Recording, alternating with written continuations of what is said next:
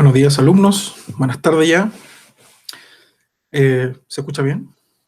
¿Me escuchan bien? Buenas tardes, profesor. Sí, se escucha bien. Vale. Eh, ¿Cómo les va? Espero que se encuentren todos muy bien.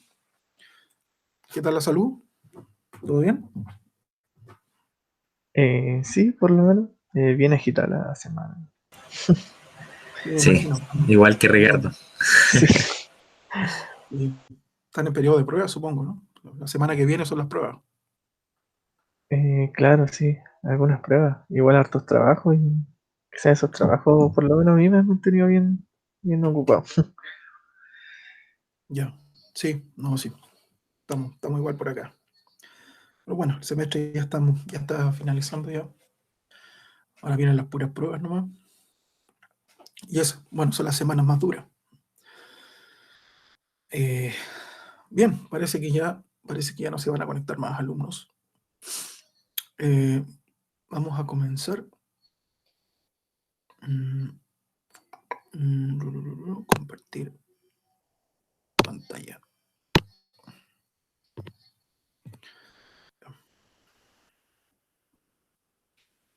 Ok. Bien, como ustedes saben, la última clase, yo justo estaba en la UDA, entonces se cayó el internet. Menos mal que fue justo cuando estábamos terminando la clase, así que no se perdió tanta clase. Así que solamente hacer un repaso muy rápido de lo que habíamos visto. Habíamos visto que existía un radio, digamos, crítico, ¿no? El radio de Schwarzschild, ¿cierto? Y ese radio de Schwarzschild definía cuándo un cuerpo esférico podía convertirse en agujero negro en función de si la velocidad del escape es igual a la luz o mayor. Por ejemplo, supongamos que este cuerpo tiene justo el radio de Schwarzschild, entonces su velocidad de escape es justo la velocidad de la luz. Si el objeto si la estrella se sigue contrayendo a un radio menor que el radio de Schwarzschild, ¿cierto? Entonces ya el objeto necesitaría una velocidad de escape que sea mayor a la velocidad de la luz. Como eso es imposible, entonces sería imposible que la luz que provenga desde el cuerpo salga al exterior y sea observada por un observador exterior, ¿de acuerdo? Así que este es el agujero negro clásico, digamos, newtoniano. Y yo les comentaba en la clase que esto no preocupó mucho a la gente. Esto es muy antiguo, o sea, esto es de Newton. No tiene nada que ver la relatividad general aquí. No preocupó a los astrónomos ni a nadie, porque nadie creía de que habían objetos eh, en el universo que podían contraerse a tal magnitud, ¿sí? Pero principalmente con los trabajos de Penrose, ¿sí? Probablemente usted conoce a este señor o lo ha escuchado hablar. Este señor, amigo de Stephen Hawking, ¿cierto? Y con quien trabajó en muchas cosas. Penrose estudió, ¿cierto? Teóricamente la muerte de una estrella, ¿cierto? Y él encontró que podían haber situaciones reales en la cual una estrella se podía contraer eh, hasta el radio de Schwarzschild o menor. Entonces, cuando eso ocurrió y se publicó ese trabajo, la gente empezó a decir, bueno, entonces podían existir agujeros negros en el universo. Y ahí entonces todos sabemos que Hawking, ¿cierto? En su tesis doctoral imaginó, ¿cierto? Un agujero negro yendo al revés. O sea, en vez de una estrella implosionando, en vez de una estrella contrayéndose, él dijo, ¿qué pasa si yo miro esto en reversa? Vería al revés, vería que la estrella se expande. Entonces, él imaginó el universo como eso, como un proceso inverso de la muerte de una estrella, ¿no? Como algo que se expande, ¿no? A partir de una singularidad. En cambio, Penrose estudió al revés. Él partió de un objeto y llegó a demostrar de que ese objeto podía alcanzar un radio menor a Schwarzschild y por lo tanto transformarse en una singularidad. En cambio, Hawking dice, pensemos al revés. partamos de una singularidad y desde ahí tenemos una expansión, ¿no? Entonces, ahí fue cuando él entonces modeló el universo de esta manera, y a esta singularidad, ¿cierto?, se le llama el famoso Big Bang, ¿no?, el inicio. Aunque él no le puso Big Bang, fue otra persona que de manera peyorativa, así como para burlarse de la teoría que en aquella época no estaba bien consolidada, era solo una idea un poquito loca, ¿ya? Ahora está consolidado porque ahora tiene respaldo experimental. Tenemos evidencia del Big Bang, pero en aquella época no, estamos hablando de los años 60. Entonces, le pusieron así como burla el gran estallido, o el Big Bang. Bueno, entonces Hawking no solamente probó de que el universo podía ser una muerte de una estrella al revés, ¿ya?, en el sentido de que si voy en reversa con el tiempo, él también otorgó, ¿cierto?, dio unos teoremas que se llaman teoremas de singularidad, que dicen de que tú no te puedes escapar de esta singularidad, no la puedes remover. Una singularidad, como vamos a ver más adelante, es un punto donde las cantidades físicas se hacen infinitas, ¿sí? Por ejemplo, la densidad se hace infinito, la densidad de un planeta. Eso no tiene ningún sentido. En otras palabras, en ese punto no se pueden aplicar las leyes de la física, porque ninguna ley física trabaja con infinitos, ninguna, ¿sí? Entonces, la gente comenzó a pensar de que existían maneras de remover el mismo Einstein, de hecho, presentó una forma de cambiarte de sistema de coordenadas y poder remover esta singularidad, cosa de evitarla. Pero más adelante, Hawking prueba, ¿cierto?, que es imposible, demostró a través de un teorema matemático que esa singularidad es ineludible, ¿sí? Por supuesto que eso ya requiere otro análisis más complejo que escapan de este curso, yo solamente te estoy contando, ¿no? La singularidad es la singularidad y no hay que tocarla, está ahí. Bueno, sí, después, para cerrar la historia, el mismo Hawking muestra de que podemos evitar la singularidad si consideramos el tiempo como un número imaginario. Y de esa forma podemos evitar esa singularidad, ¿no?, matemáticamente al menos, ¿ya? Y ahí viene la historia del tiempo imaginario, y eso, bueno, harina de otro costal, ¿ya? Bien, hoy día quiero hablarles de un tema que no tiene nada que ver con agujeros negros. Esta solamente tiene que ver con matemáticas, ¿ya?, con matemáticas. Sucede que nosotros ya hemos estudiado el agujero negro, ¿se conecta? Sí. El agujero negro newtoniano, ¿sí? Ya lo conocemos. Sabemos cómo se puede llegar a formar. Y tiene que tener cierto radio, ¿no? Buenas tardes, profesor. ¿Sí? ¿Aló? Buenas tardes. Ah, hola, buenas tardes. Disculpe la demora, que me hice almuercito recién. No, tranquilo, no hay problema. Ya. Entonces, lo que sigue, ¿ya?, es introducir la relatividad general, que es la teoría que Einstein presenta en 1916, ¿sí? Y es una teoría de gravitación, así como la teoría de Newton de la gravitación. La relatividad general es una teoría sobre la gravedad, pero por supuesto mucho más complicada desde el punto de vista matemático. Entonces, antes de que yo poder presentarte la teoría, necesito que tengamos una cierta soltura en algunos conceptos matemáticos muy específicos, muy específicos. Voy a enfocarme en las cosas específicas que vamos a necesitar para después manipular los objetos de las matemáticas de Einstein, ¿sí?, que son lenguaje tensorial, ¿de acuerdo? El lenguaje tensorial. Entonces, hoy día vamos a estudiar lo más básico de lo básico, de las matemáticas de la relatividad, ¿sí?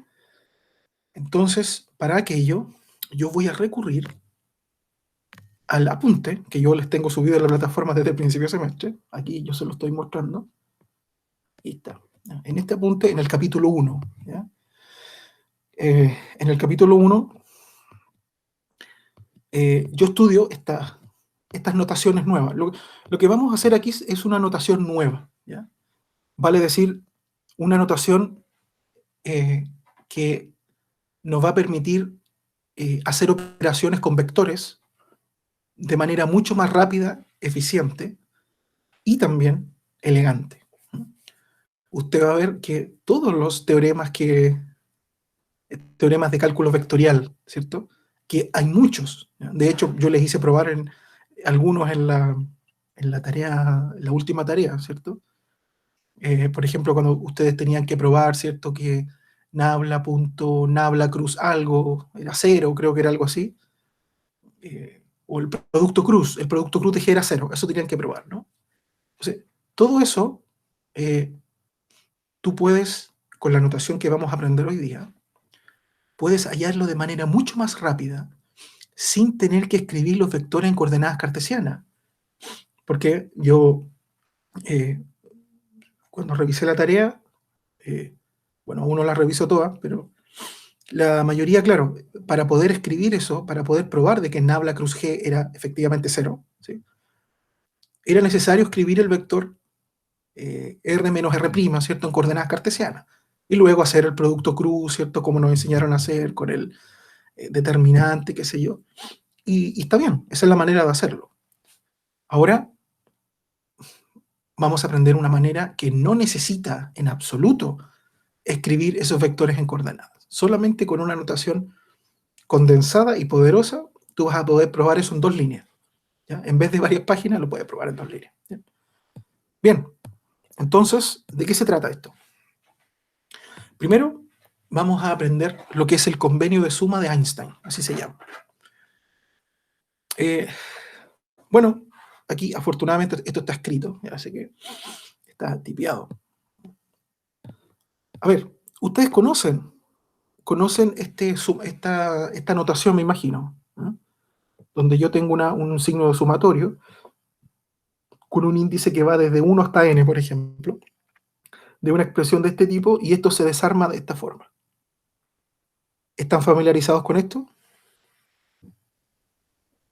¿Sí o no?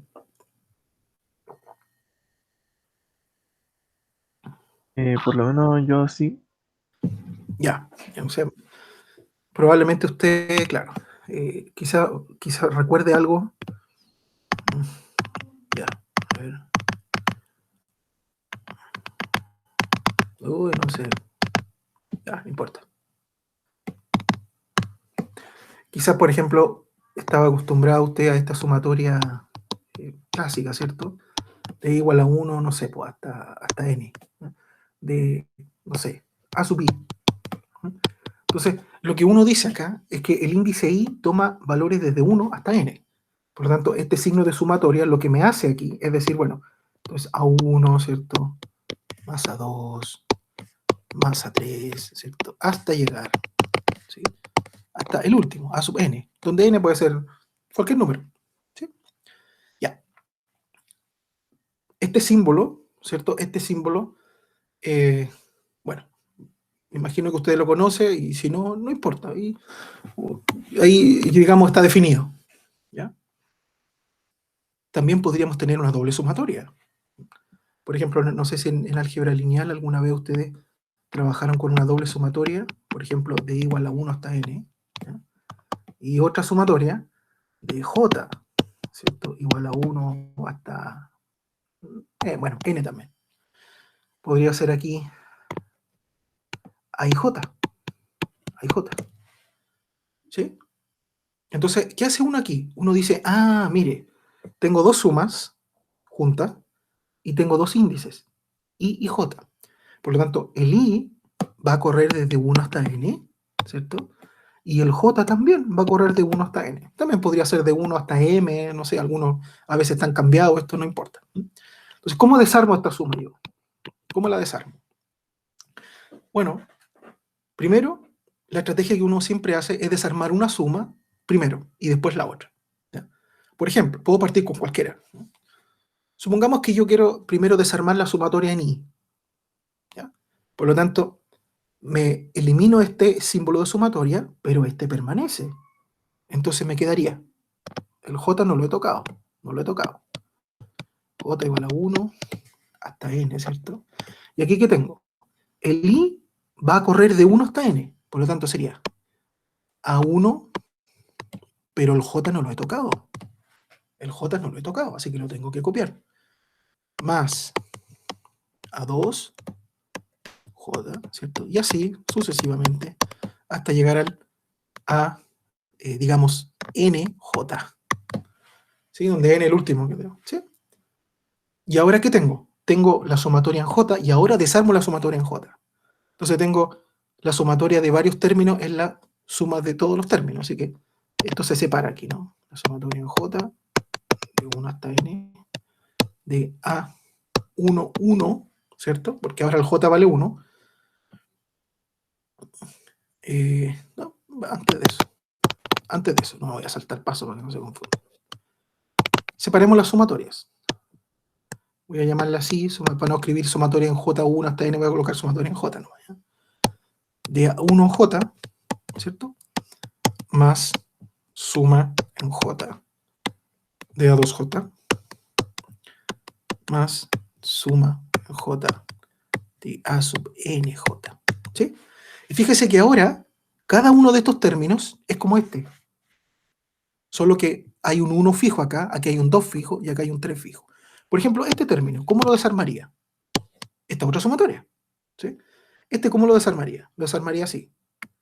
A1, 1, ¿cierto? Porque cuando J vale 1, más A1, 2, J vale 2, más A1, 3, J vale 3, y así sucesivamente. ¿Sí? Entonces, son objetos que tienen dos índices. ¿Ya? ¿Sí? Entonces, estos objetos, a uno en álgebra lineal le enseñan, ¿cierto?, que estos objetos bidimensionales, ¿cierto? Bidimensional en el sentido de que tienen dos índices, que más adelante le vamos a llamar índices libres, ¿ya? Se pueden representar mediante una matriz. ¿Sí?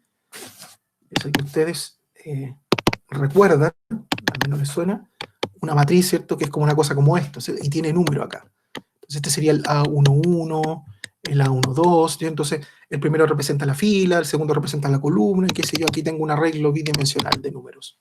¿Sí? Entonces los matemáticos llaman a esto una matriz, ¿ya? Un elemento de matriz. ¿Sí? Ya, no sé si hasta aquí estamos bien, antes de continuar. ¿Dudas? ¿No? ¿No hay dudas? Ya.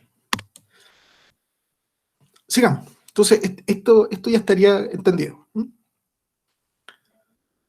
¿Qué pasa si yo, en particular, ¿ya? ¿Qué pasa si yo en particular tengo una doble suma, así? Una en I, una en J, y tengo acá esto. AI, I.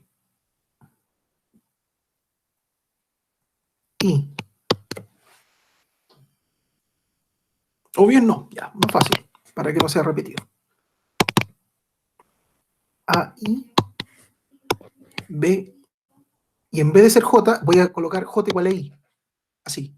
Por lo tanto, esta sería una suma en I y una suma en I, pegada, junta. ¿Ya? Entonces, ¿esto qué sería? Esto sería, fíjate, aquí, claro, hay una doble sumatoria, pero los índices son iguales. Es un caso particular. Entonces, cuando I vale 1, esto te quedaría A1, B1. Porque al fijar un índice, esto sí, de 1, ¿cierto? Ambos van desde 1 hasta n. Al fijar uno, los dos se fijan al tiro. No es como antes que había un J, entonces yo solamente le daba valores al I y el J lo dejaba intacto y después le daba valores a J. Aquí me va a quedar una cosa así. A2, B2, ¿cierto? Y así sucesivamente hasta AN, BN, ¿sí? Ya. ¿Por qué estoy haciendo esto? Porque en relatividad general, hacia donde nosotros nos dirigimos, van a aparecer con mucha frecuencia este tipo de sumas, que son con varios elementos aquí, AI, BI, pero los índices en muchos casos son iguales. Entonces, como en la teoría de Einstein aparecen mucho estas expresiones, Entonces, el mismo Einstein propuso, ¿ya? Propuso una idea genial, ¿ya? Muy, muy, muy interesante.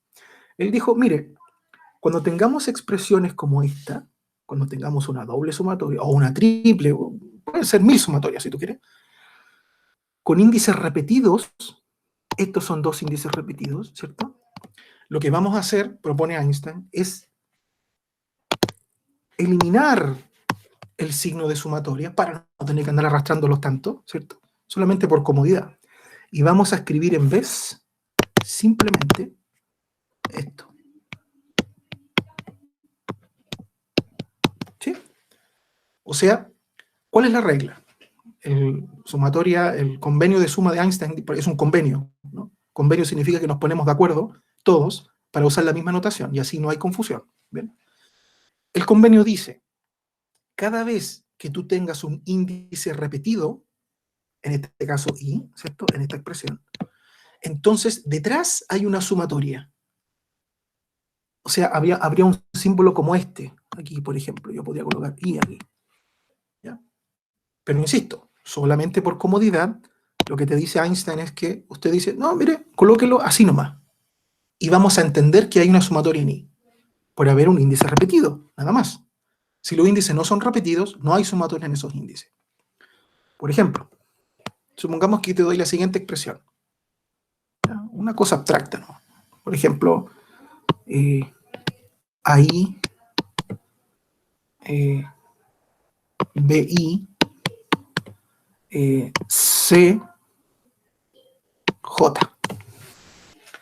Supongamos una expresión de ese tipo. ¿Ya? Por ahora no nos preocupemos de qué representa esa cantidad, eso más adelante. ¿Ya? Esto simplemente preocupémonos como un objeto que tiene 3 elementos, pero tiene un índice repetido, que es el i, mientras que el índice j no está repetido. ¿Ya? Este índice j está solo una vez. ¿Ya? Entonces, en esta expresión, yo está implícito, ¿cierto? El hecho de que hay una sumatoria en i, porque está fijo, perdón, porque está repetido. Entonces, esto sería equivalente a escribir suma en i, ¿cierto? Del rango que sea, de 1 hasta el rango que sea, da lo mismo. De AI, ¿cierto? BI, CJ. ¿Ya? O sea, no tenemos que andar arrastrando este simbolito que es engorroso, ¿ya? Y vamos a convenir eso. Cada vez que usted vea un índice repetido, sea I, sea J, sea K, da lo mismo. Por ejemplo, sería lo mismo que yo colocar aquí BK, CK. Aquí hay una sumatoria en K. ¿Sí? El índice repetido es K. ¿Sí? Y el índice que no está repetido es el índice I. Por lo tanto, hay una sumatoria en K. Pero yo no la escribo. ¿De acuerdo? Este convenio parece sencillo, pero vas a ver tú que después tiene un poder tremendo. Cuando veamos más adelante, cuando avancemos más. Ya, entonces, bueno, aquí yo explico esto, ¿no? Lo explico con detalle, usted puede leerlo aquí con calma, está en el apunte, en el capítulo 1. Fíjese que hay otra propiedad, hay una propiedad que se llama índices mudos. ¿Ya? Índices mudos. ¿Qué quiere decir índices mudos? Quiere decir que da lo mismo el índice que yo use, el nombre que use, I, J, K, mu, alfa, beta, gamma, da lo mismo, el valor de la sumatoria no va a cambiar. Entonces aquí en la expresión 1.2 se ve, ¿no? Fíjese que acá tengo una sumatoria, ¿cierto? Con un índice repetido. Aquí he colocado el símbolo de sumatoria, todavía no uso el convenio de Einstein, ¿ya? Todavía no lo uso. Y el índice aquí es mu, ¿sí? El índice es mu. Fíjese que esta misma sumatoria la puedo escribir igual, ¿cierto? Pero en vez de llamarle mu, le puedo llamar nu. Y sería lo mismo, pero en vez de nu, no. O, si me da la gana, le puedo llamar gamma. El índice, el valor de la sumatoria va a ser el mismo. ¿Ya? Si yo te digo a ti quién es alfa y quién es beta, y te doy los valores de cada uno de estos componentes, que va, el alfa 1, el beta 1, tú vas a llegar a un número aquí. Por ejemplo, 10. Aquí también te va a dar 10 y aquí también te va a dar 10. Esta propiedad que parece obvia, más adelante se explota para ahorrarte muchísimos cálculos. ¿Ya? Por lo tanto, cada vez que yo tenga un índice repetido, ¿ya? Ese índice repetido puede llamarse como quiera. Sí, por eso se dice que los índices son mudos, ¿sí? Son mudos. ¿Mm? Yo les puedo llamar como quiera. Por ejemplo, en el ejemplo anterior que yo escribí acá, aquí, ¿cierto? Por ejemplo, acá, a esta expresión, si a mí me da la gana, yo el i le puedo llamar de otra forma. Por ejemplo, le puedo llamar a, no sé, alfa, b alfa, cj, y es exactamente la misma expresión. Aquí, en esta expresión, en vez de k, yo le puedo llamar, qué sé yo, no sé, b gamma, c gamma. Y es exactamente la misma expresión. O sea, los índices repetidos se pueden llamar como tú quieras. ¿Sí? Ahora, hay un pero. Este índice ahí, no lo puedes llamar J. Le puedes llamar como tú quieras, pero no J. ¿Por qué? Se dice, dicen los matemáticos, que el J está ocupado. Así le llaman ellos. El J está ocupado. ¿Ya? ¿Y qué pasaría si a Ali se me ocurre llamarle J? Me quedaría una cosa así. A, J, B, J, C, J. Me quedaría un triple índice. Y ahí la embarro. ¿Por qué? Porque el convenio de suma de Einstein funciona solamente para pares de índices repetidos, no para tres índices repetidos. O sea, no para un índice repetido 3 veces, ¿sí? Solamente repetido 2 veces. Por lo tanto, si yo miro esta expresión, si al i le llamo j, yo no sé dónde está la sumatoria, no sé si está entre este y este, o entre este y este, o entre el c y el a, no lo sé, se pierde, ¿sí? Por lo tanto, y aquí viene una regla importante, los índices repetidos siempre vienen de pares, nunca están repetidos 3 veces. Nunca pueden haber 3 índices en una expresión. Eso está prohibido. ¿Ya? Está prohibido. Ahora, si tú, claro, en el convenio de suma de Einstein, tú podís tener una cosa así, digamos, si tú no usas el convenio de suma de Einstein, tú puedes escribirlo explícitamente. Puedes decir, bueno, suma de i, ¿cierto? De, qué sé yo, AI, BI y CI. Estoy de acuerdo, porque eso va a ser A1, B1, C1, ¿cierto? Más A2, B2, C2, ¿sí? Eso sí, pero ahí estoy obligado a colocar el símbolo. Si yo quiero usar suma de Einstein, solamente tengo que respetar que los índices mudos o repetidos, ¿cierto? Son de pares. ¿De acuerdo? Ya. Sigamos. Entonces, esto quiere decir que es una variable muda, ¿no? Otro ejemplo de variable muda, probablemente más cercana para usted, es la variable de integración. No sé si alguna vez los matemáticos les hablaron de eso. Las variables de integración son mudas. Son mudas. ¿En qué sentido? En el sentido siguiente. Supongamos que te pido, no sé, la integral de 1 a 2 de, no sé, x de x. Bueno, ¿qué haría usted? Bueno, la primitiva de eso, usted la sabe, 1/2 de x cuadrado, ¿cierto? Y según el teorema fundamental del cálculo, yo tengo que evaluar eso en los límites de integración. Y entonces tú vas a decir, bueno, esto es 1/2 de 2 al cuadrado, 4, menos, el teorema fundamental del cálculo, 1 al cuadrado, que es 1. ¿Sí? O sea que esto te da 3/2. Es el valor de la integral definida. ¿Y qué pasa si ahora yo tengo, en vez de llamarle x, le llamo z? ¿Qué crees tú que va a obtener? Lo mismo, 3/2. Donde llamo x, le llamo z y el valor no afecta, ¿sí? O sea, como yo le llame, le puedo llamar, si quiero, gamma de gamma, delta de delta, da lo mismo. O sea, no depende de el índice, en este caso es una variable de integración, no depende del nombre de la variable de integración, el valor no depende de eso. ¿Sí? Le puedo llamar como se me dé la gana. Eso a los matemáticos llaman variable, ellos le llaman variable. ¿No? Variable muda. Variable muda. Bueno, esto en español, está españolizado, porque el nombre en inglés se le llama así. Se le llama la dummy o algo así como como la variable tonta o el índice tonto o algo por el estilo. ¿Ya? Aquí le colocan, no sé, por el español, no sé por qué la gente le llama muda. ¿Ya?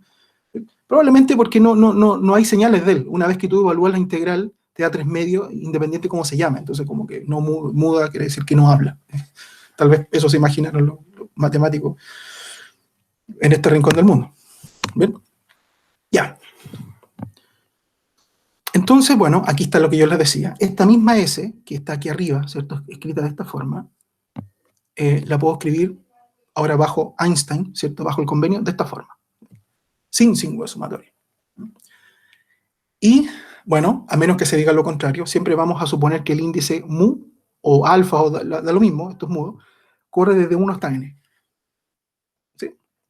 Donde n es la dimensión del espacio vectorial donde yo estoy trabajando. Por ejemplo, en el espacio euclidiano, newtoniano, donde nosotros estamos acostumbrados a trabajar, el espacio tiene 3 dimensiones, así que el mu correría desde 1 a 3. ¿Sí? En el espacio de relatividad especial, ese se llama espacio de Minkowski, usted incluye el tiempo como una dimensión más, y por lo tanto habrían 4 dimensiones, y el mu iría de 1 a 4. ¿Sí? En la teoría de cuerdas moderna, por ejemplo, las dimensiones son 11, entonces el mu correría de 1 a 11, y así sucesivamente. ¿Sí? Entonces uno no especifica eso, uno no coloca suma de i igual a 1 hasta 11, no, uno simplemente coloca eso, ¿ya? Y entendiendo que el rango es conocido, ¿no? Ya. Bueno, aquí yo doy algunos ejemplos. Fíjense, por ejemplo, esto ya, como yo les decía, se puede colocar explícitamente, ¿ya? Explícitamente. Ahí sí pueden estar repetidos, pero con suma de Einstein no pueden estar repetidos.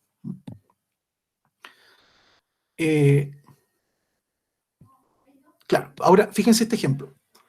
Aquí yo tengo 2 sumas, ¿cierto? Aquí voy a usarlo la manera tradicional. Una en mu y una en nu. Pero fíjense acá, el mu está repetido una vez y el nu está repetido otra vez. Por lo tanto, tengo 2 índices repetidos, el mu y el nu. Entonces, fíjese que el convenio de Einstein me sirve, porque el convenio de Einstein dice que yo puedo eliminar el signo de sumatoria para una variable repetida, para un índice repetido. Como aquí tengo 2, entonces esta expresión me puedo comer estas 2 sumatorias y me va a quedar así. Entonces, fíjese en esta expresión. En esta expresión, si yo lo leo, veo 2 índices mudos o índices repetidos, el mu y el nu. Por lo tanto, yo infiero de que detrás de eso hay 2 sumatorias, una en mu y una en nu. ¿Sí? Y así podría tener 3, 4, 5 índices repetidos, los que yo quiera. Lo importante es que estén repetidos de a pares. ¿Ya? Nunca de 3. Ahí sí murió todo el convenio. Bueno, hagamos un repaso muy breve. Yo sé que este tema, el tema de los espacios vectoriales, ¿cierto?, muy extenso. Yo no quiero extenderme mucho en esto.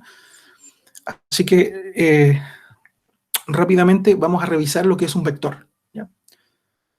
Pero no desde el punto de vista de cómo uno lo trabaja en física 1, así con una flechita, ¿cierto?, con módulo direcciones-sentido, y que estos se suman de una cierta forma, se restan de otra forma, qué sé yo. Lo vamos a tratar como elementos de un espacio abstracto, que es el llamado espacio vectorial. Los matemáticos hablan harto de eso. Nosotros vamos a tomar lo que nos importa nomás. Yo sé que la teoría de espacios vectoriales da para un curso completo, ¿ya? Porque es muy extensa. Pero ¿qué es lo que nos importa a nosotros? Nos importa cómo escribir un vector, ¿ya? Nos importa cómo escribir un vector, ¿bien? Entonces, vamos a...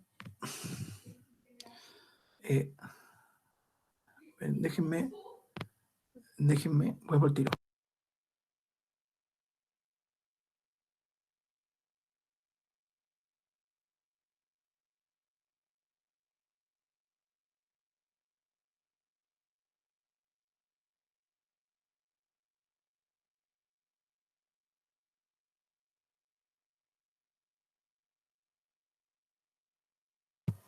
Ya, ahora sí volví.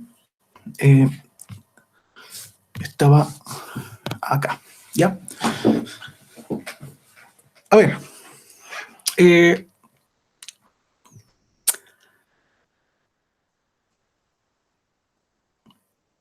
los vectores son elementos ¿cierto?, de un espacio que los matemáticos llaman un espacio vectorial. Y este espacio vectorial satisface ciertos axiomas. Hay muchos axiomas, pero la verdad es que hay dos que son los más conocidos, que es, uno de ellos es el axioma de que si yo tomo un vector A, por ejemplo, y un vector B, que pertenecen al espacio vectorial, entonces su suma también pertenece al espacio. O sea, si yo agarro un vector y lo sumo con otro vector, me va a dar otro vector. No me va a dar algo que no es vector, ¿de acuerdo? Eso parece obvio, pero no es tan obvio desde el punto de vista matemático. De hecho, los matemáticos dicen de manera formal, sea un vector, aquí tengo el lapicito, sea un vector U y un vector B, distintos vectores del espacio vectorial. Entonces, ellos dicen de que si yo tomo una combinación lineal de ellos, ¿qué significa una combinación lineal? Significa que existen números A y B, fíjense que el A y el B aquí son números, ¿ya? Si yo multiplico el U por un número A y lo sumo con otro número distinto de A, el vector B, esto se llama combinación lineal, ¿no? Y eso entonces también es un vector. Entonces a los matemáticos les gusta decir de que hay un conjunto, ¿cierto? Y si yo tomo dos elementos del conjunto, ese tercer elemento, que es la suma de los dos primeros, sigue dentro del conjunto. Eso así lo ven ellos. Fíjese ahora que ya sabemos el convenio de Einstein, ¿cierto? Tomemos una expresión de esta forma. Aquí hay una suma en mu. Esto es un A1, E1 más A2, E2 más A3, E3, ¿sí? Una suma ahí detrás. Entonces, fíjese que A mu y E mu, ¿cierto? Fíjese que E es un vector y A mu son numeritos. Son numeritos. Entonces podría ser, por ejemplo, 3 por el vector E1 más 5,8 por el vector E2, y así. Donde estos son números reales y esto, como ya dije, es un vector. Esto se llama la combinación lineal, ¿cierto? Como ya dije. ¿Qué es lo importante? Consideremos un conjunto de vectores, E. Fíjese que ahora estoy llamándole E, no estoy llamándole V ni V, ¿cierto?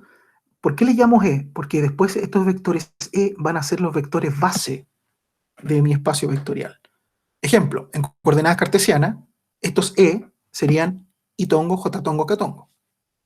Esos son los vectores base, ¿no? Los vectores unitarios, como le llaman. En coordenadas cilíndricas, estos E serían el R, el Z, el R tongo, el Z tongo y el Phi tongo, ¿sí?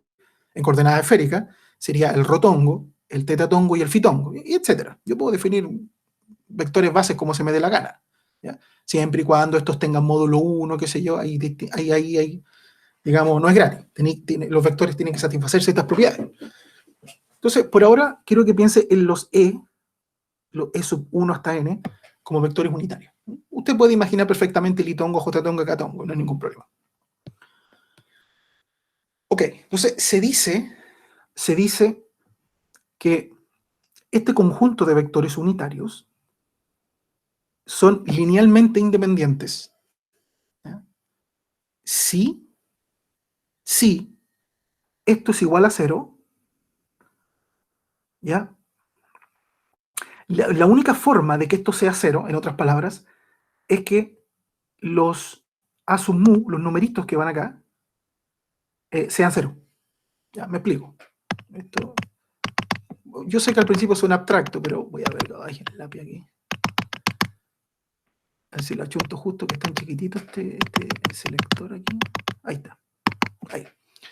Acuérdese que esto es A1, E1, más A2, E2. ¿Sí? Y así sucesivamente. Acuérdese que sumatoria da. Entonces, yo digo lo siguiente, fíjese, yo digo, bueno, vamos a dejarlo hasta ahí. Supongamos que sea eso, ¿no? Hasta 2, para que me entiendan. Yo digo que esto es igual a 0, pero la única forma de que esto sea 0, según dice aquí la definición de linealmente independiente, la única forma de que esto sea 0 es que el A1 sea igual al A2 y estos sean 0. Los coeficientes tienen que ser 0. No hay otra forma que sean 0. ¿Ya? No hay una forma, por ejemplo, de que el A1 valga menos 4 y el A2 valga 4 y esta suma sea 0. No. La única forma que sea 0 es que cada uno sea 0 porque los coeficientes son 0. Esto quiere decir que los vectores E y estos que están acá son linealmente independientes. ¿Conoce usted vectores linealmente independientes? Claro, los vectores cartesianos, los unitarios me refiero. ¿Ah? I-tongo, J-tongo y K-tongo. Estos vectores son linealmente independientes y son perpendiculares. Los vectores linealmente independientes son perpendiculares. Y eso es algo muy interesante porque, fíjese acá al pie de página que dice, una forma geométrica de ver esto que se ve tan abstracto, es que tú no puedes formar un polígono cerrado con vectores linealmente independientes. Porque son perpendiculares. Tú nunca vas a formar, por ejemplo, tomar un vector linealmente independiente ahí y después otro con acá. No puedo construir ningún cuerpo cerrado con vectores LI, linealmente independientes. ¿Ya? En cambio, con los vectores linealmente dependientes, que es al revés de esto, sí se puede. ¿Sí? Entonces es como una forma geométrica de verlo nomás, pero bueno. No vamos a ahondar en esos teoremas que son delicados para los matemáticos. Vamos a ir a tomar lo esencial, ¿no? Pues bien, entonces, se dice, ¿ya? Aquí. Se dice que un conjunto de vectores linealmente independientes, le vamos a llamar así, se llama máximamente linealmente independiente, ese nombre, máximamente, ¿ya? Si existe un vector, esto es muy matemático, V, ¿cierto? Tal que el conjunto de vectores, estos que están acá, los de antes, más este vector V incluido, ¿cierto? Y fíjese ahora, es linealmente dependiente.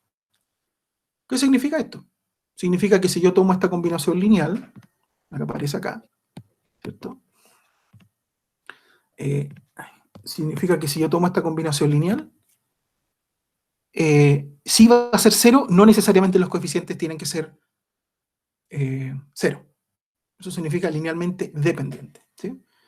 Y aquí, bueno, yo pongo un ejemplo, ¿cierto? Los vectores E pueden ser coordenadas cartesianas, coordenadas cilíndricas, ¿cierto? Coordenadas esféricas. Entonces, en general les vamos a llamar así. No vamos a hacer referencia a ningún sistema de coordenadas. En nuestra notación, como yo les adelantaba al inicio, no vamos a casarnos con ningún sistema de coordenadas. Vamos a hacer un tratamiento que sea independiente del sistema de coordenadas, siempre y cuando sea rectangular, ¿sí? Que los vectores unitarios sean perpendiculares entre sí. ¿Ya? Y con eso, ¿cierto? Uno dice, bueno, como esto puede ser 0 sin que los A mu y el A sea 0, entonces yo puedo escribir el A mu. El A mu es un número arbitrario, así que lo puedo elegir de esta forma. Lo puedo elegir a hacer A de mu. Y fíjese que con esa elección yo puedo dividir por A aquí. Fíjese. ¿Qué pasa si divido por A ahí? Me va a quedar A mu partido por A, ¿cierto? Por E mu, vector, ¿cierto? Más B igual a 0.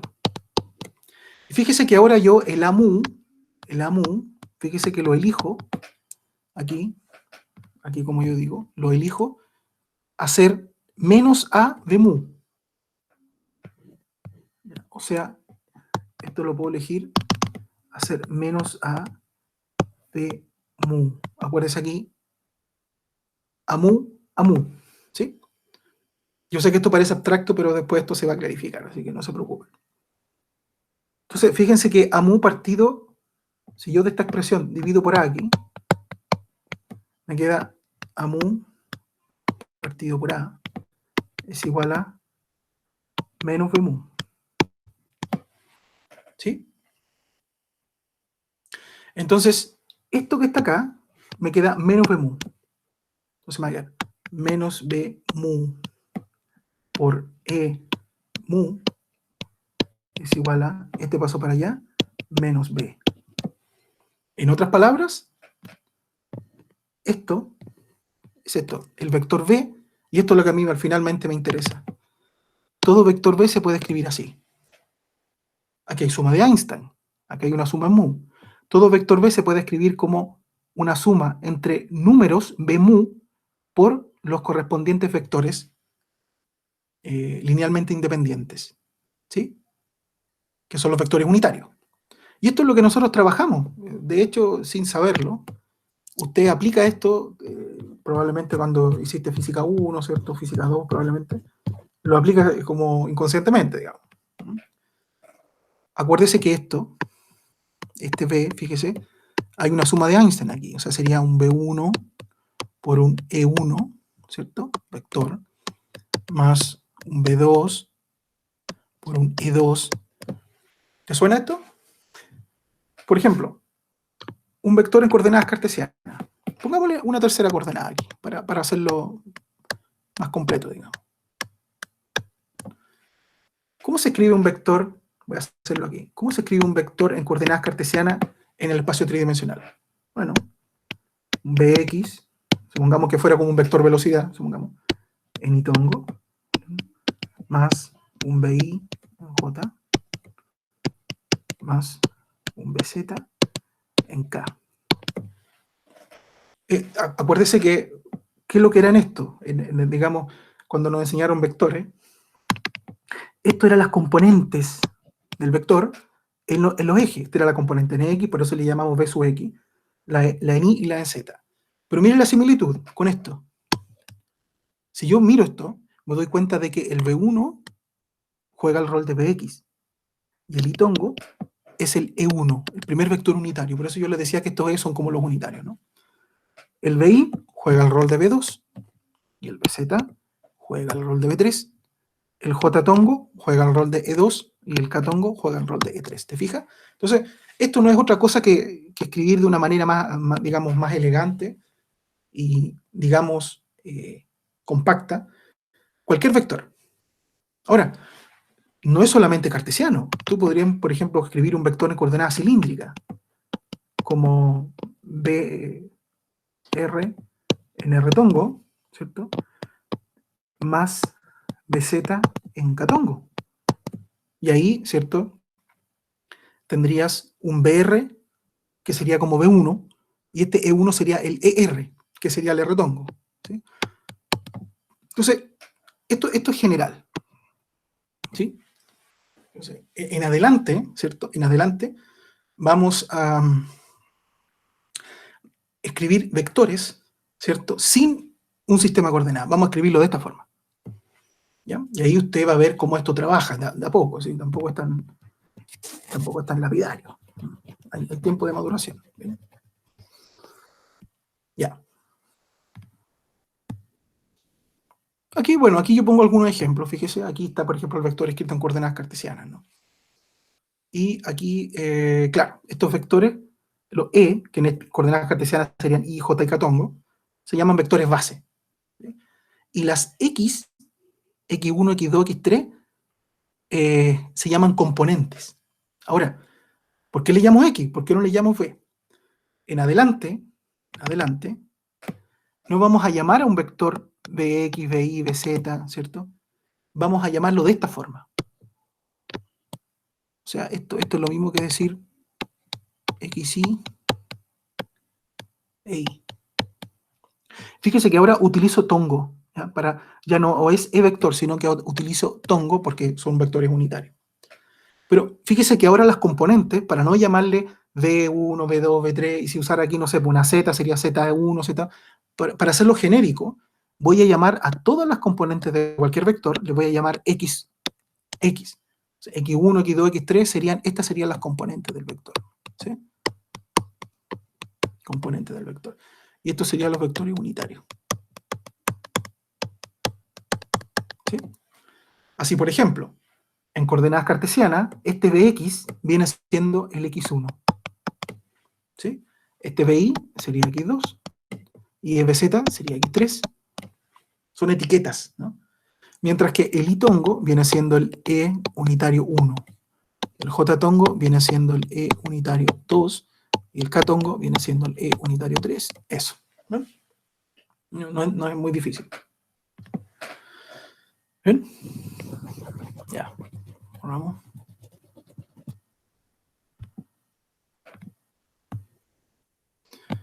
Bien. Entonces nos quedamos con esto. ¿Ya? Nos quedamos con esto. Nos quedamos con esto. Esto va a ser para nosotros un vector, ¿ya? Ahora, vamos a hacer un paso más allá, ¿ya?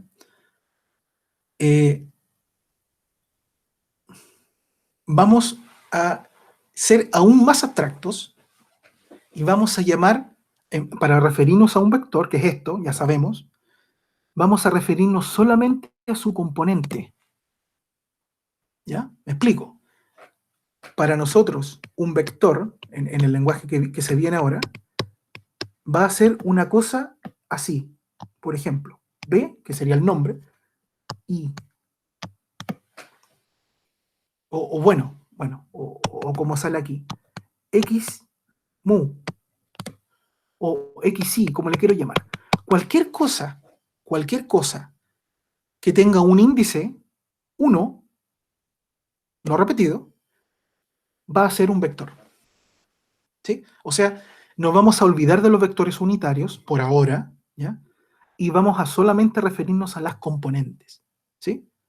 O sea, cualquier cosa que tenga un índice libre, ¿ya?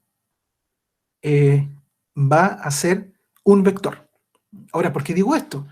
Porque más adelante vamos a estudiar entes que son más abstractos que los vectores, que se llaman tensores. Y esos tensores tienen dos índices libres, por ejemplo, alfa, beta. ¿Sí? Entonces son más abstractos todavía. ¿De acuerdo? Así que yo quiero que te quede en la mente que cualquier cosa que tenga un índice libre es un vector. Ahora, recuerde que tenemos índices mudos e índices libres. Quiero recalcar en esto porque es muy importante. Índices mudos e índices libres. Por ejemplo, en esta expresión,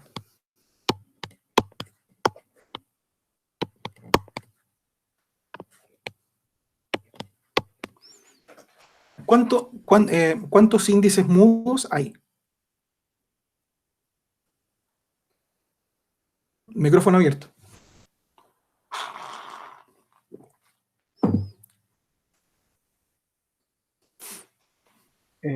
¿Dos?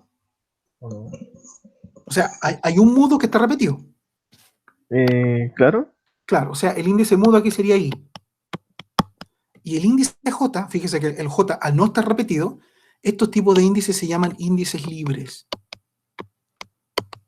Índices libres. ¿Ya? Esto es muy importante para lo que se viene. ¿Ya? Otro ejemplo. Supongamos una expresión así.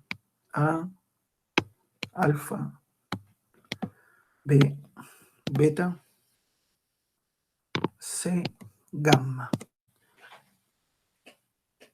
¿Hay índices mudos ahí? En ese caso, los tres serían libres. Claro, correcto. No hay ningún índice mudo porque ninguno está repetido. Los tres son libres, ¿no? Esta expresión tiene tres índices libres. Otro ejemplo. A, mu, B, mu, C, alfa, D, alfa. ¿Cuántos índices libres hay ahí? ¿Y cuántos índices mudos?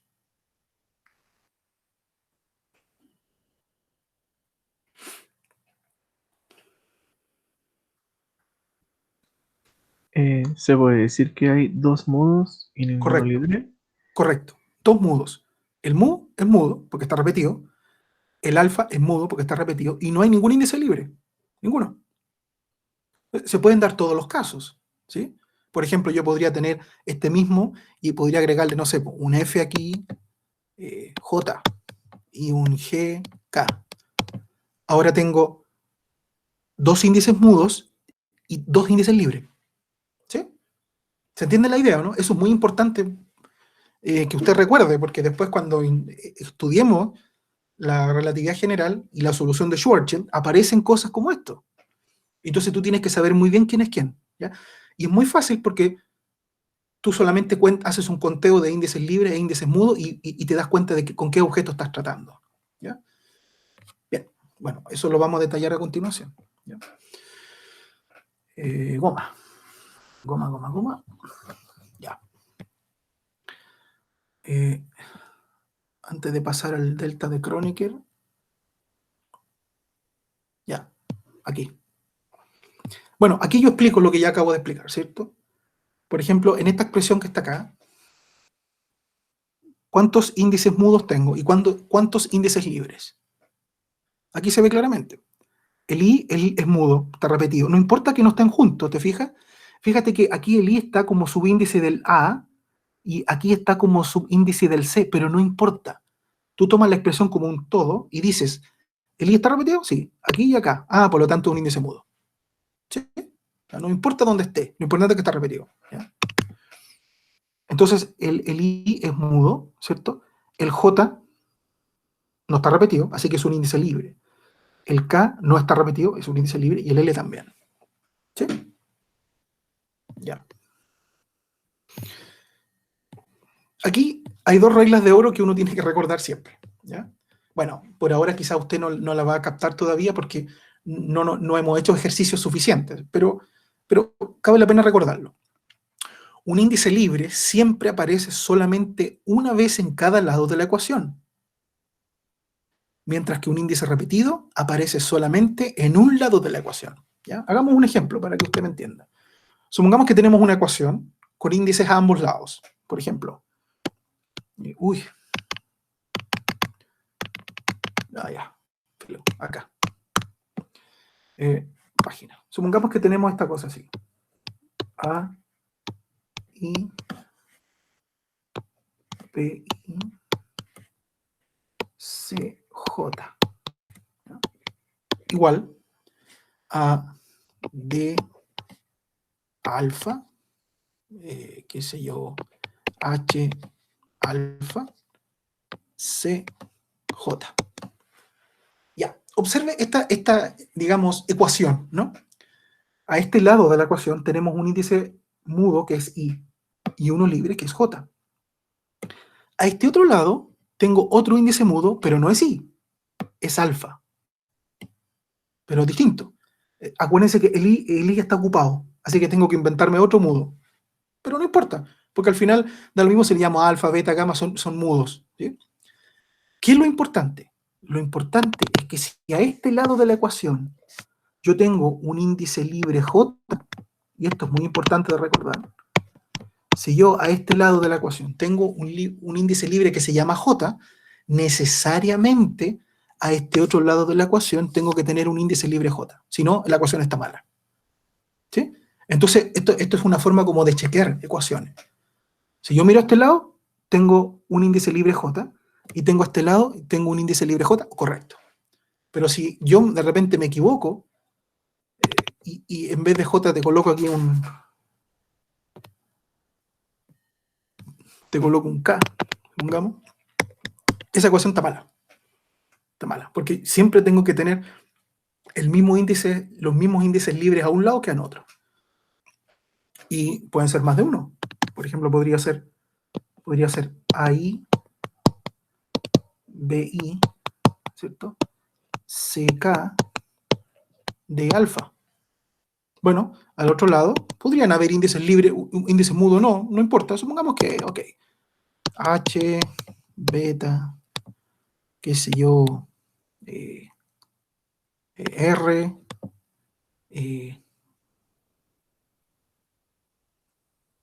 K, J, qué sé yo, beta, y qué sé yo, K. ¿Qué índice tendría que tener K? A ver. Necesariamente. ¿Qué índice tiene que tener K? No hay otra opción, solamente hay una opción.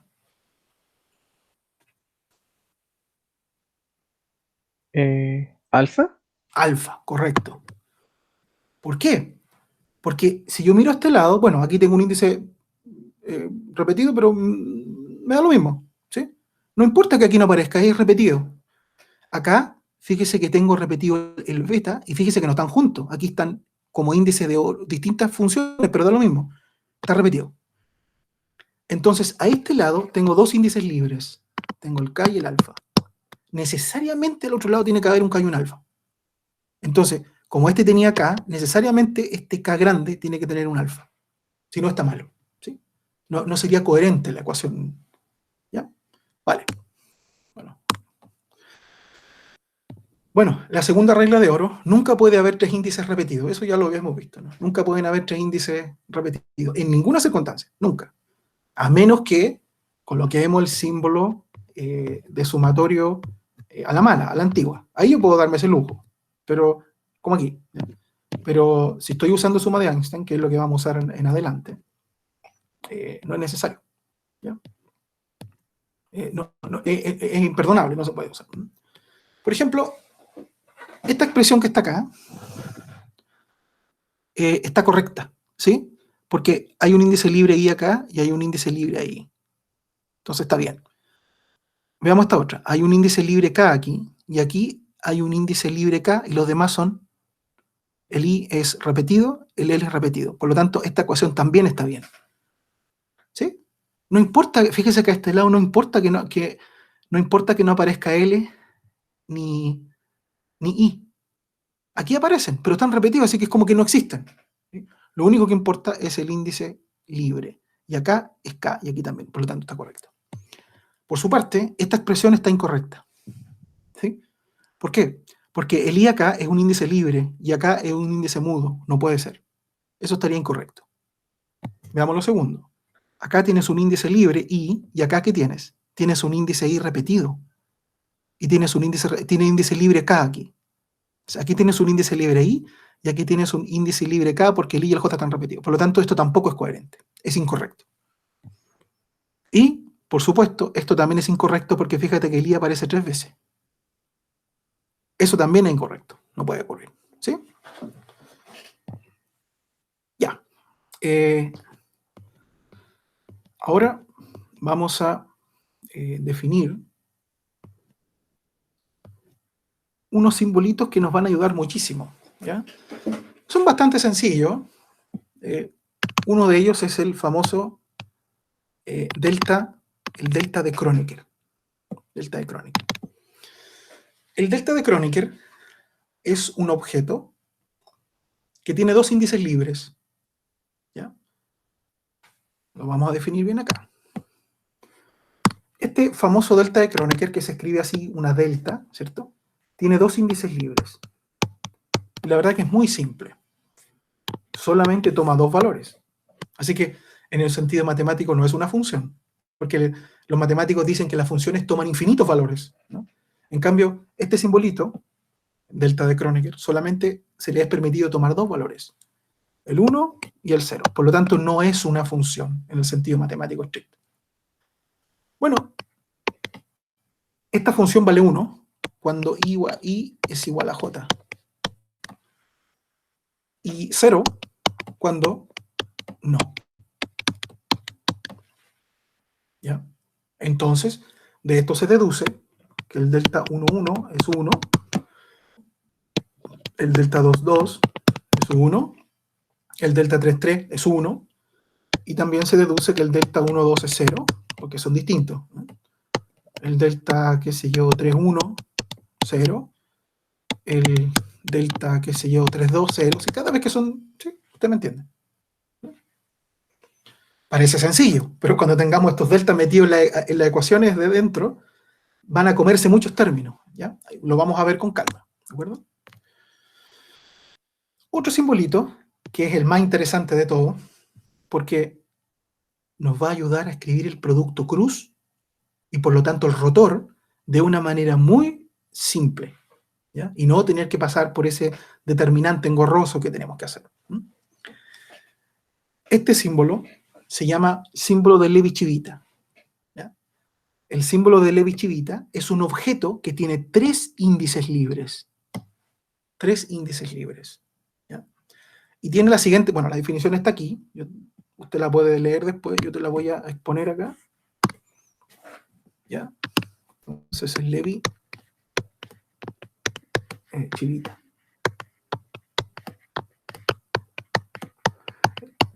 De nuevo, esto es un símbolo, ¿ya? No es una función, es un símbolo, ¿de acuerdo? Se llama así, símbolo.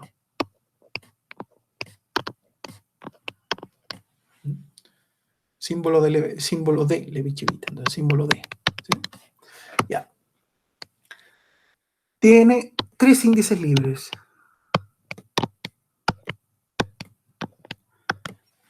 Y puede tomar solamente 3 valores. El 1, el -1 y el 0. ¿Cuándo es 1? Cuando la secuencia de sus índices es consecutiva. Por ejemplo, IJK, como pensemos en el abecedario, primero está la I, luego está la J, luego está la K, hay un orden, ¿no? O lo que es lo mismo, 1, 2, 3, está ordenado, ¿cierto? Si yo empiezo con 2, después del 2 viene el 3, así que tendría que ser 1, está ordenado, ¿sí? Si yo pongo el 3 aquí al inicio, ¿qué viene después del 3? El 1 y el 2. Fíjate que es un ciclo, ¿ya? Es como un reloj, piensa en un reloj, 1, 2, 3. Entonces, 1, 2, 3, 3, 1, 2, 2, 3, 1. Siempre esto significa cíclico, ¿sí? Entonces, en todos estos casos, los índices son cíclicos. 1, 2, 3, 2, 3, 1, 3, 1, 2. En todos estos casos vale 1. ¿Ya? Entonces, aquí, cíclico. Cíclico. En todos estos casos vale 1. ¿Ya? ¿Cuándo vale -1? Adivine. ¿Cuándo es anticíclico? Por ejemplo, a ver, díctame un E que sea anticíclico, que no esté ordenado. A ver si entendieron la idea. Micrófono abierto.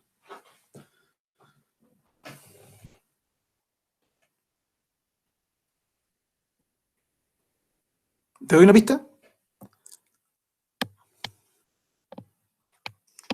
Ese es anticíclico. ¿Por qué? Porque si empiezo con el 1, tendría que venir el 2, pero viene el 3. Entonces está desordenado. No está cíclico, por lo tanto, en este caso es -1. ¿Sí? A ver, ¿quién me dicta otro anticíclico? 2 más.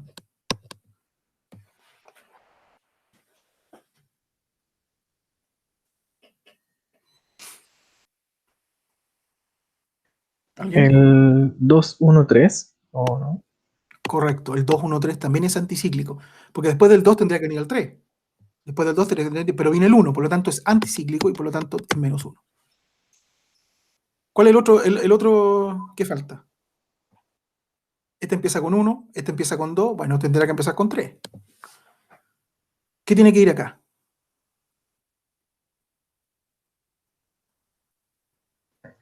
3, 2, 1. Eso, 3, 2, 1. Porque si fuera 3, 1, 2, sería sería cíclico, porque después del 3 viene el 1, se da la vuelta completa. Pero aquí 3, 1, 2 es anticíclico, por lo tanto también es -1. ¿Sí? Entonces vamos a colocar aquí anticíclico. Anticíclico. Ya. ¿Cuándo es 0? ¿Cuándo es 0? Una buena pregunta. ¿Cuándo es 0? De hecho, se deduce, ¿eh? Se deduce de los anteriores cuando este bicharraco da 0. Y muy sencillo. Mira, te voy a poner un solo ejemplo. ¿Qué pasaría si yo, por ejemplo, tengo esto?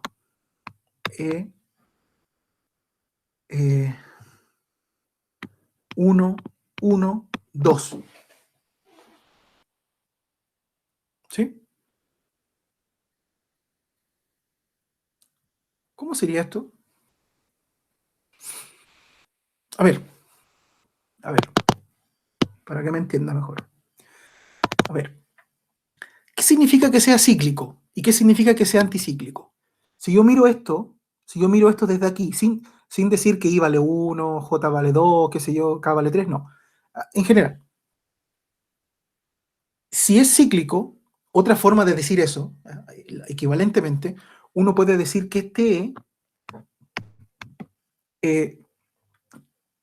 yo puedo intercambiar los índices, pero para que sea cíclico, para que se mantenga 1, yo tengo que intercambiar los índices en un número par de veces.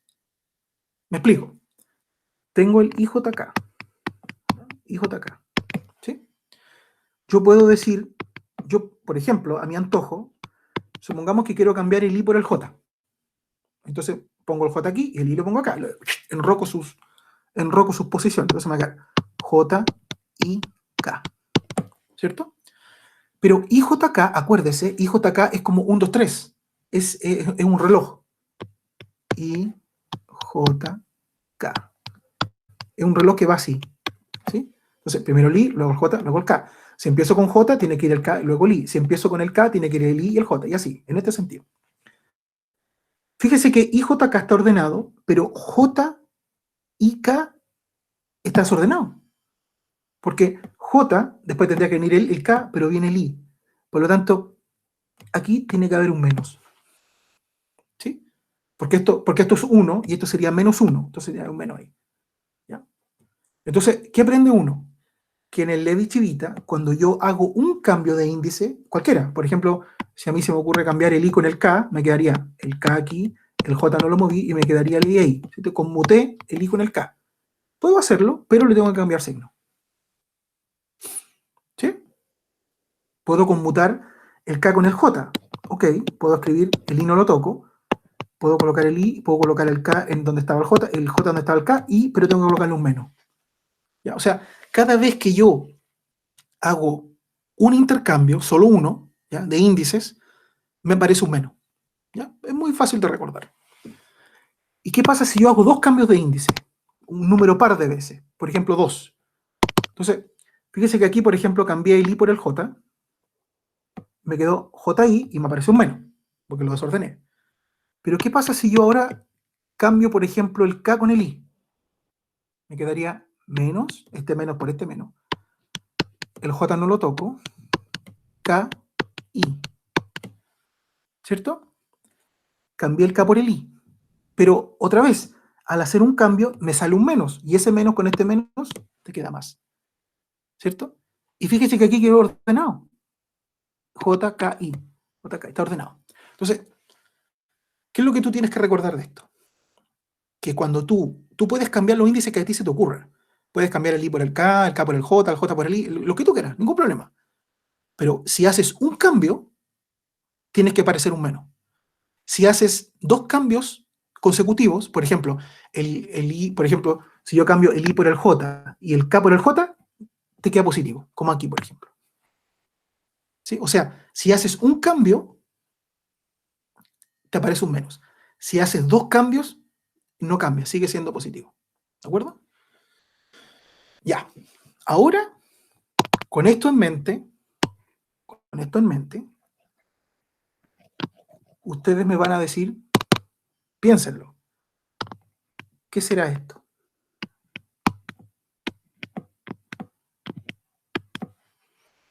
O sea, tengo I y J. O sea que aquí, perdón, llamémosle K. Da lo mismo, pero bueno, para conservar el orden la voy a llamar K. O sea, aquí el J es sí, ¿no? Ya. ¿Cómo haremos eso? Vamos a demostrar que esto es cero. Vamos a demostrar que es cero. Y la verdad que es muy simple. ¿Qué dice la regla? La regla dice que si yo agarro dos índices, no importa que estén repetidos, y los enroco, los doy vuelta, me tiene que aparecer un menos. ¿Sí? ¿Y qué tal si yo hago esa regla para estos dos índices que son iguales, pero bueno, los enroco, no pasa nada, pero me tiene que aparecer un menos?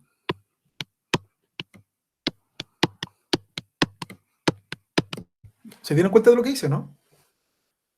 ¿Se entiende? Enroqué el I, este I lo enroqué con este I, pero bueno, son iguales, así que queda lo mismo, pero tiene que aparecer un menos para satisfacer la regla.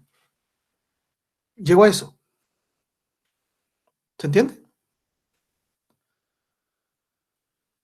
¿Os lo explico otra vez? Micrófono abierto. Sí lo entendió, profe, al menos yo sí lo entendí. Ya. Por mi parte igual, ¿Sí? doctor. Sí. Ya, perfecto. Conclusión. ¿Qué conclusión saca usted al mirar esto? Solamente con mirar eso. Hasta un niño sabría qué significa eso. ¿Cuál es la única forma de que esta expresión se satisfaga? Hay solamente una forma.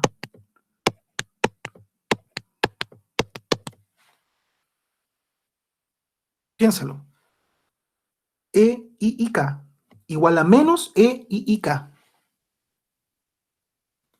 Una manzana es igual a menos la misma manzana.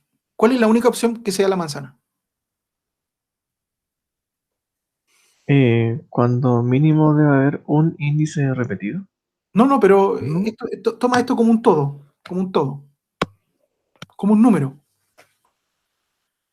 Imagina que sería, si yo te pongo la siguiente ecuación algebraica. ¿Cuál es la única opción para A? El 0. Cero, claro. La única forma de que algo sea igual a su negativo es que sea cero. Bueno, si usted quiere, pásalo para acá y te queda 2A igual a 0, bueno, ya, lo mismo. ¿Sí? ¿Te fijas? Entonces, ¿qué concluimos? Concluimos que en un chivita, cuando tú tienes dos índices iguales, necesariamente cero.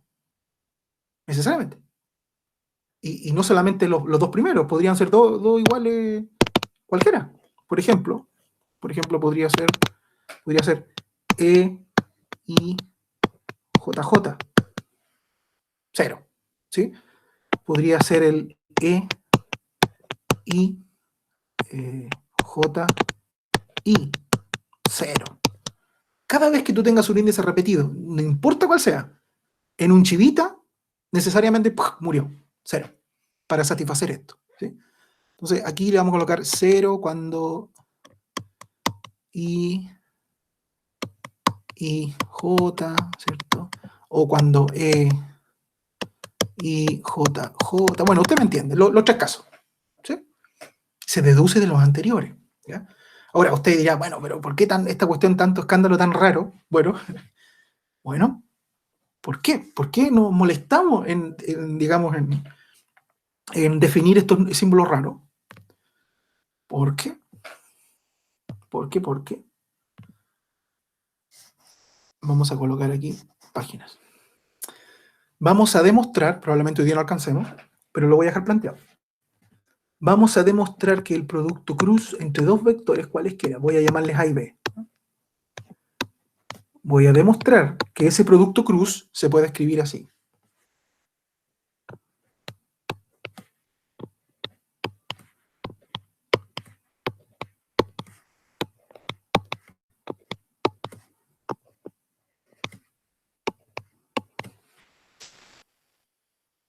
Bonito, ¿sí?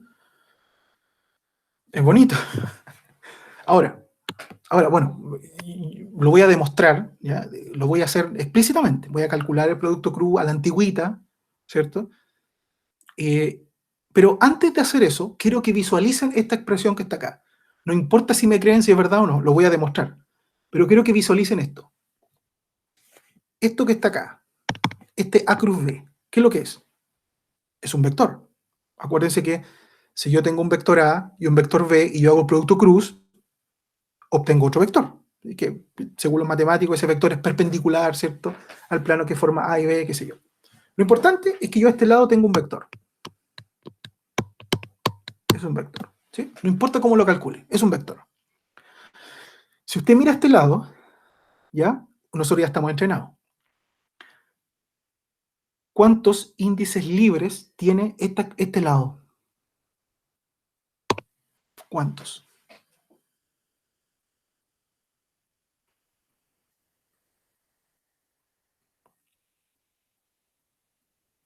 ¿Cuál es el índice libre? Si es que lo hay.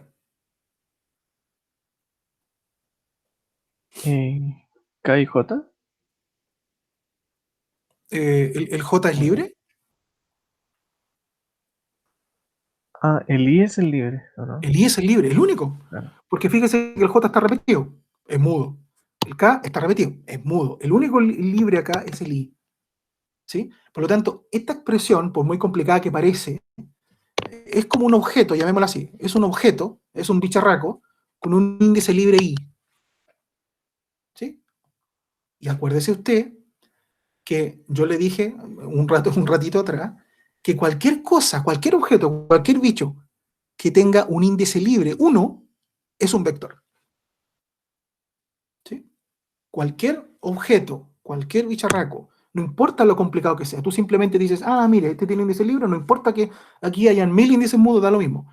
Lo que importan son los libres. Por lo tanto, este engendro que está acá tiene un índice libre y por lo tanto es un vector. Y claro, es un vector porque el producto cruz es un vector. ¿Sí? Ya. ¿Cómo diablos voy a probar que eso que está ahí, ya no tengo tiempo? Vale. Miren, se los voy a dejar como una tarea no evaluada, porque yo lo voy a retomar en la siguiente clase.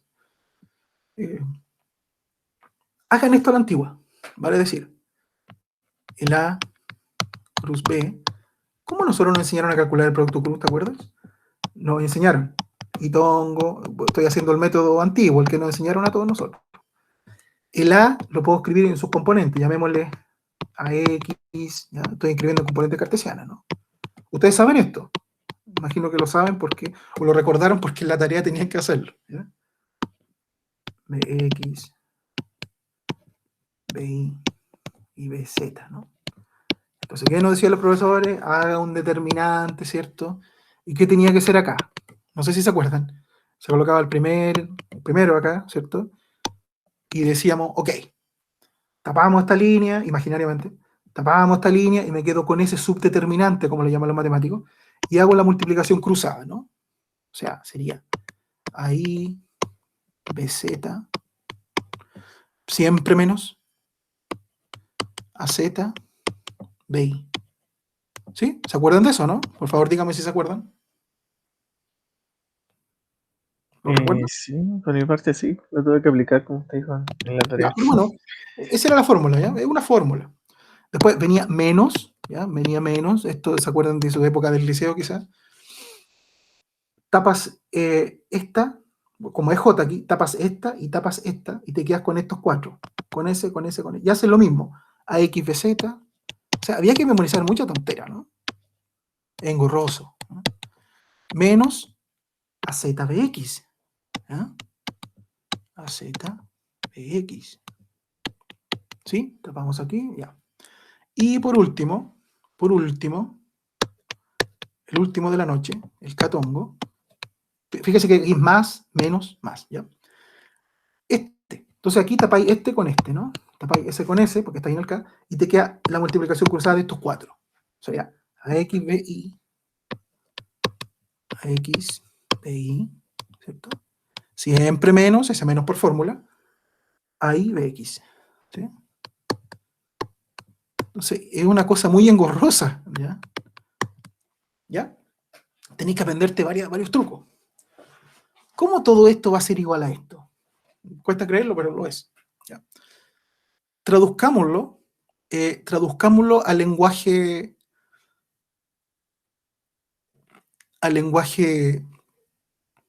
de índices. ¿Mm? El A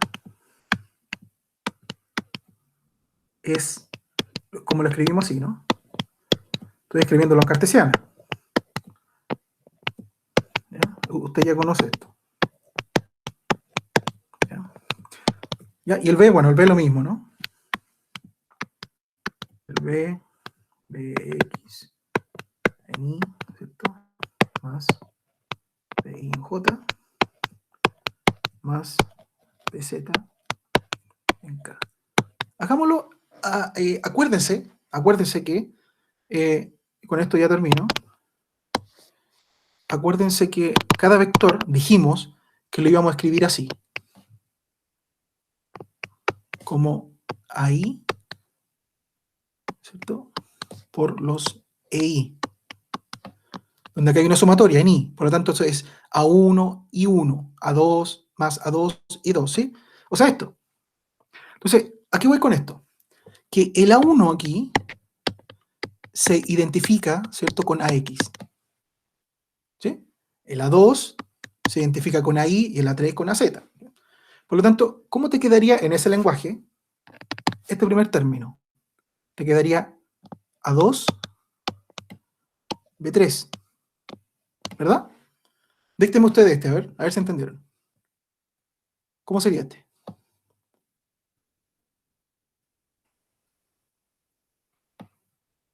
A3, B2.